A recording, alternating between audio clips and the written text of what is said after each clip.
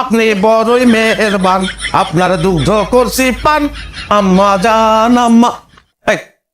এই গাছের আড়ালতে ভিডিও করতেছে, ছবি তুলতেছে কিনারে, জিটাই হোক আই জিটারে খাইস।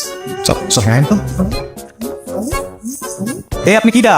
যে আমি জিনিয়া বেড়াতে এসি হাওড়াদার বাড়ি, ওই যে আসে হাওড়াদার, উনি আমার দুলাভাই। আপনাকে নাচ দেখে মুগ্ধ হয়ে গেলাম, এত সুন্দর নাচ করতেছিলেন আপনারা।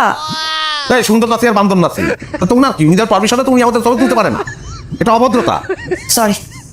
আর মনে করো আমরা তিনজন যদি ওনারে নিয়ে একটা উল্টো পাল্টা কিছু করে বেশি, তারপর যদি সরি বলি তাহলে মিটে যাবে, সেটা আমরা কোনোদিনই করবি না। তোমার ভদ্রলোকের সওয়াল।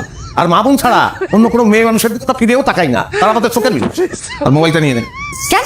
কোনো নারীর মোবাইলে আমার ছবি থাকুক সেটা আমি চাই না। ঠিক আছে, আমি ডিলিট করে দিচ্ছি। নাচের বই লিখতে যে মেয়ে মানুষের প্রতি আমার কোনো বিশ্বাস নেই, একটা কেলেঙ্কারি বাঁধবে না, ওই রিস্ক আমি নেবো না। মোবাইলটা দিতে বল। দেন কুইক।